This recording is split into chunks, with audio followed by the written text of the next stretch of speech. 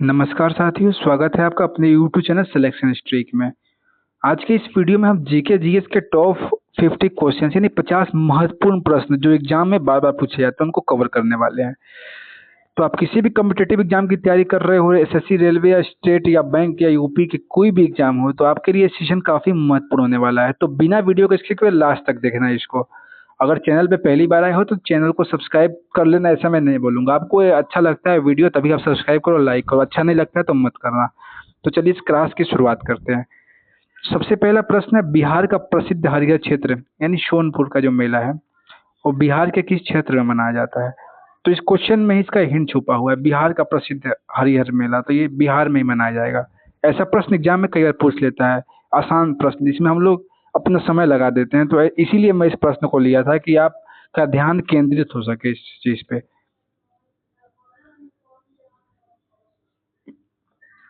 Question number second है, भारत के उपराष्ट्रपति बनने के लिए न्यूनतम आयु कितनी होनी चाहिए? तो उपराष्ट्रपति बनने के लिए न्यूनतम आयु कितनी होनी चाहिए? 35 वर्ष। भारत के राष्ट्रपति बनने के लिए भी न्यूनतम आयु 35 वर्ष ही होनी चाहिए। 25 वर्ष क्या है, आप लोकसभा सदस्य बनने के लिए, 30 वर्ष होता है राज्यसभा का सदस्य बनने के लिए, और 18 वर्ष की आयु का काम आप मतदान देने के लिए। 18 वर्ष आपका एज हो गया है तो आप वोट करने के लिए एलिजिबल हो गए हो।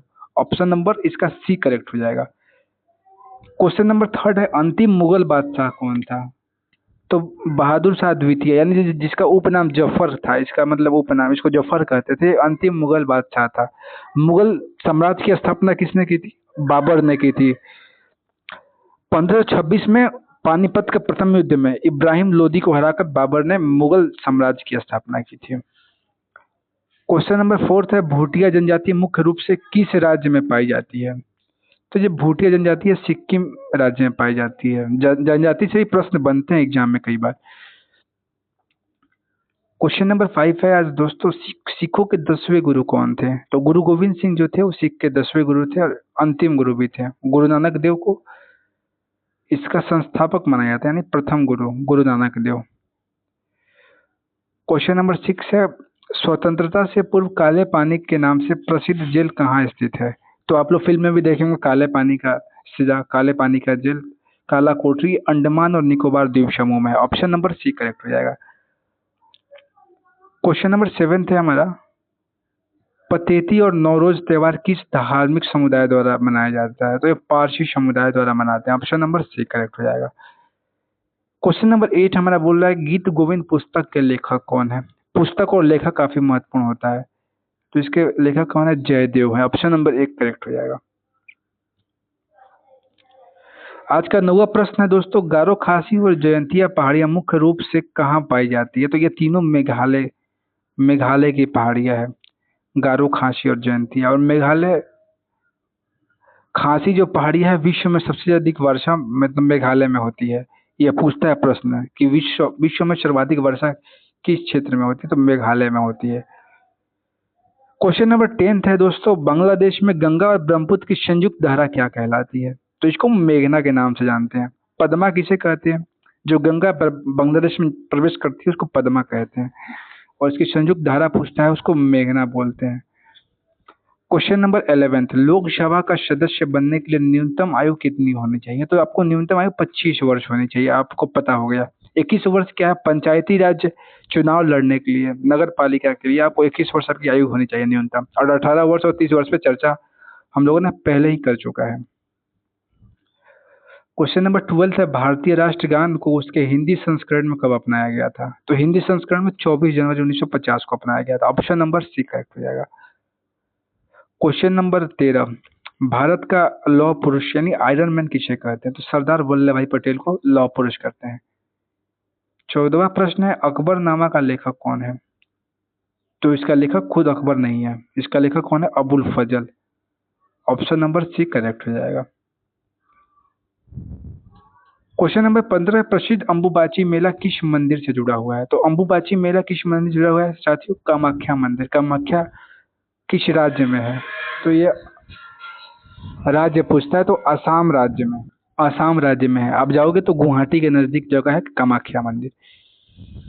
क्वेश्चन नंबर 16, भारतीय संविधान का कौन सा भाग मौलिक कर्तव्यों के बारे में बताता है? तो भाग 4 क, इसमें अनुच्छेद 36 से लेकर 51 तक है, मौलिक कर्तव्यों के बारे में बताता है। क्वेश्चन नंबर 17 है, बिरजू महाराज का संबंध किस शास्त्रीय नृत्य से है? तो कथक, कथक शास्त्रीय नृत्य आपको पता होगा, उससे संबंध बिरजू महाराज जी का है।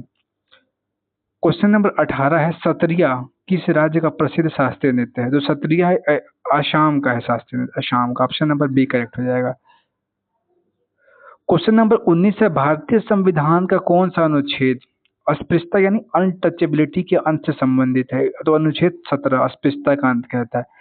बाकी अनुच्छेद भी देख लेते हैं, क्योंकि ये जो मौलिक अधिकार के जो अनुच्छेद है सभी इंपॉर्टेंट है। तो अनुच्छेद 14 क्या कहता है? अनुच्छेद 14 कहता है समानता का अधिकार। अनुच्छेद 16 लोक नियोजन में अवसर की समानता, यानी सरकारी आप वैकेंसी या नौकरी निकालते हो सब में सबको समान अवसर मिले।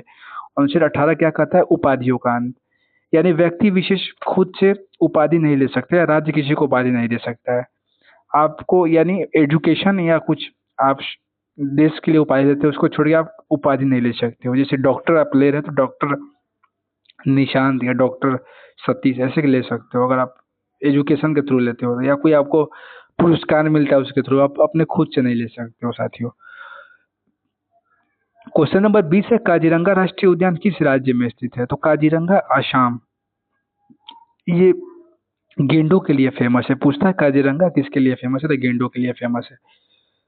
क्वेश्चन नंबर 21, 1857 की क्रांति 10 मई को कहाँ से शुरू हुई थी? तो मेरठ से शुरू हुई थी। इसमें दो प्रश्न हो गया, कहाँ से शुरू हुई थी बहुत पूछता है, लेकिन कब शुरू हुई थी ये भी कभी कभी पूछ लेता है। तो 10 मई को शुरू हुई थी, 10 मई को। क्वेश्चन नंबर 22 है, खर्ची पूजा उत्सव किस राज्य में मनाया जाता है? तो त्रिपुरा में मनाते हैं, त्रिपुरा। इसको आप ट्रिक से याद रख सकते हो, त्रिपुरारी बहुत खर्चीला है, तो इसको त्रिपुरारी से आप त्रिपुरा याद रख सकते हो। ऑप्शन नंबर सी करेक्ट हो जाएगा, खर्ची।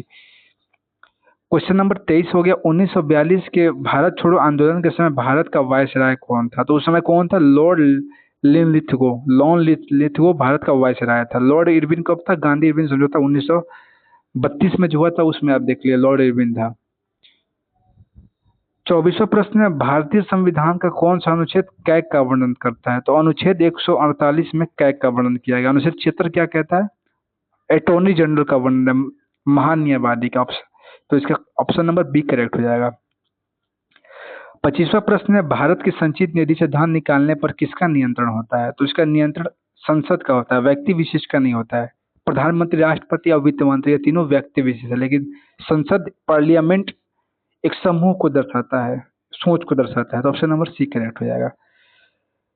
सेशन में आप लोग बने रहिए लास्ट तक।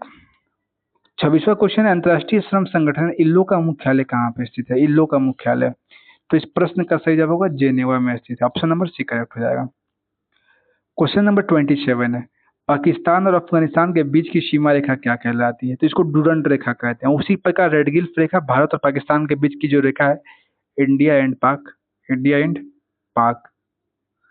उसी प्रकार मैकमोहन रेखा, मैकमोहन रेखा कहाँ की थी? भारत और चीन, भारत चीन की जो रेखा है बीच की उसको मैकमोहन रेखा कहते हैं।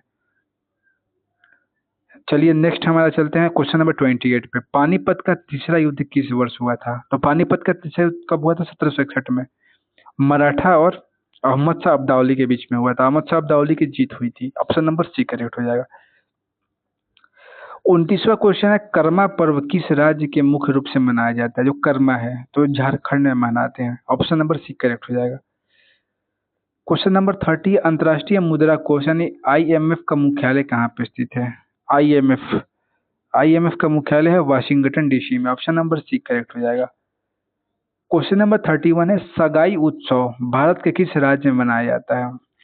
तो साथियों जो सगाई उत्सव मणिपुर में मनाते हैं। ऑप्शन नंबर ए करेक्ट हो जाएगा, सगाई उत्सव। उत्सव से बहुत प्रश्न में देखने को मिलते हैं। अब नेक्स्ट क्वेश्चन, डीआरडीओ की स्थापना किस वर्ष हुई थी? तो 1958 में डीआरडीओ की स्थापना की गई थी। Option number B. मसालों की रानी किसे कहा जाता है? तो मसालों की रानी इलायची को कहते हैं। ऑप्शन नंबर सी इसका करेक्ट जवाब हो जाएगा। क्वेश्चन नंबर 34 है, भारत में पहला फोन किस वर्ष लॉन्च किया गया था? तो 1995 में भारत में पहला फोन लॉन्च किया गया था, 1995। क्वेश्चन नंबर 35 है, भारत में पहली रेलगाड़ी कब चली थी? तो 1853 में मुंबई और ठाणे के बीच में भारत में पहली रेलगाड़ी को चलाया गया था। ऑप्शन नंबर बी करेक्ट हो जाएगा। 36वां प्रश्न है, स्वर्ण मंदिर कहाँ स्थित है? तो अमृतसर में है वो स्वर्ण मंदिर स्थित है, option number B. Question number 37 है, हॉकी का जादूगर किसे कहा जाता है? तो हॉकी के जादूगर मेजर ध्यानचंद को। 1928 में जब भारत ने ओलंपिक में स्वर्ण पदक जीता था, उस समय भारतीय टीम में कप्तान कौन थे? ऐसे ही प्रश्न पूछता है। तो आप उसको दोनों के लिए आप तैयार रहोगे? Major Dhyanchand, option number B correct हो जाएगा। और 38वां प्रश्न, अंतर्राष्ट्रीय योग दिवस कब मनाते हैं? तो 21 जून को अंतर्राष्ट्रीय योग दिवस मनाया जाता है, 21 जून, ऑप्शन नंबर बी करेक्ट हो जाएगा। क्वेश्चन नंबर 39 है, विश्व की किस नदी में पानी हमेशा गर्म रहता है? ये काफी इंपॉर्टेंट सवाल है। तो उस नील नदी में पानी हमेशा गर्म रहता है। ये भी पूछता है विश्व की सबसे लंबी नदी कौन है? तो नील नदी। अमेजन नदी क्या है? विश्व की सबसे बड़ी आयतन वाली नदी है, सबसे ज्यादा पानी अमेजन नदी में पाया जाता है। गंगा नदी का क्या है? भारत की सबसे लंबी नदी, लंबाई 2525 किलोमीटर, सीधे सीधे 100। यमुना नदी के बारे में जान लीजिए। गंगा की सबसे बड़ी सहायक नदी कौन सी है? ये पूछता है, तो आप यमुना नदी कहोगे। ये 4 प्रश्न इसमें तैयार होंगे। प्रश्न में प्रश्न आपके। 40वां क्वेश्चन, मानव शरीर की सबसे बड़ी धमनी क्या है? Aorta, option number C correct हो जाएगा। क्वेश्चन नंबर 41 है, चौरा चौरी कांड भारत के किस स्थान पे हुआ था? तो ये पूछे, गोरखपुर में हुआ था। वो गोरखपुर का जगह है चौरी चौरा, जगह है चौरी चौरा, और गोरखपुर में है, तो उसी के नाम पे इस कांड का नाम रखा गया था चौरा चौरी। क्वेश्चन नंबर 42 है, भारत के किस राज्य में सूर्योदय सबसे पहले होता है? तो अरुणाचल प्रदेश में, और सबसे पहले यहाँ पे सनसेट भी होता है। अब क्वेश्चन नंबर 43 है, कर्क रेखा भारत के कितने राज्यों से गुजरती है? तो 8 राज्यों से गुजरती है। और ये भी पूछता है कर्क रेखा किस नदी को 2 बार काटती है? तो माही नदी है। माही नदी है जिसको कर्क रेखा 2 बार काटती है। ऑप्शन, तो इसका ऑप्शन नंबर सी करेक्ट हो जाएगा। क्वेश्चन नंबर 44 देखना साथियों, भारत की सबसे बड़ी मीठे पानी की झील कौन सी है? तो वुलर झील भारत की सबसे बड़ी मीठे पानी की झील है, ऑप्शन नंबर बी करेक्ट हो जाएगा। खारे पानी की सबसे बड़ी झील कौन सी है? सांभर झील। कहाँ पे है? राजस्थान में है। चिल्का झील कहाँ पे है? जम्मू एंड कश्मीर में है। क्वेश्चन नंबर 45, लाल क्रांति का संबंध किसके उत्पादन से है? तो मांस और टमाटर। टमाटर हो लाल होता है, तो उसके इसे आप याद रखो, लाल क्रांति, टमाटर लाल। क्वेश्चन नंबर 46 है, भारत का सबसे लंबा बांध कौन सा है? तो हीराकुंड बांध भारत का सबसे, ये किस नदी में बनाया गया? महानदी में बनाया गया। भारत का सबसे बड़ा गुरुत्वीय बांध कौन सा है? भाखड़ा नागल बांध। भारत का सबसे ऊंचा बांध कौन सा है पूछता है? तो टिहरी बांध सबसे ऊंचा बांध है। और सबसे लंबा कौन सा? हीराकुंड बांध है। क्वेश्चन नंबर 47, भारत की प्रथम महिला आईपीएस कौन अधिकारी कौन थी? तो Kiran Bedi, option number C correct हो जाएगा। किरण बेदी सबसे पहली आईपीएस थी भारत की। अरावली पर्वत का सर्वोच्च शिखर क्या कहलाता है? तो गुरु शिखर। ये पैसा ही प्रश्न पूछता है, राजस्थान का सबसे बड़ा शिखर कौन सा है? तो गुरु शिखर कहोगे आप। क्वेश्चन नंबर 49, भारत का एकमात्र राज्य यूटी जो केसर का उत्पादन करता है, यानी सेफ्रॉन का, तो यूटी इसमें कौन सा है बताओ आप? जम्मू एंड कश्मीर, हिमाचल प्रदेश, उत्तराखंड और सिक्किम तो राज्य है। ये प्रश्न में देखिए यूटी, इस पे आपको एक बार फोकस करना है। यूटी, ऊपर पहला जो प्रश्न था वो भी ऐसा ही था, आपको रिलेट करना है उसको। तो यूटी कौन है? जे एंड के, ऑप्शन नंबर सी करेक्ट हो जाएगा। आज का लास्ट प्रश्न है, शांति निकेतन की स्थापना किसने की थी? तो ये आप लोगों के लिए ये कमेंट सेक्शन में बताइएगा, शांति निकेतन की स्थापना किसने की थी। इसी के साथ आज का सेशन समाप्त होता है। तो कमेंट करके बताइएगा आपका सेशन कैसा लगा। हम उम्मीद करते हैं काफ़ी अच्छा लगा, आप लोगों के लिए काफ़ी मददगार रहेगा एग्जाम के पर्सपेक्टिव से। तो ऐसे ही आप लोग अपना रिवीजन करते हो और अच्छे से तैयारी पूरे मन लगा कर लगन से कीजिए। तो मिलते हैं हम लोग नेक्स्ट सेशन में किसी नए क्लास के साथ। तब तक के लिए साथियों, जय हिंद।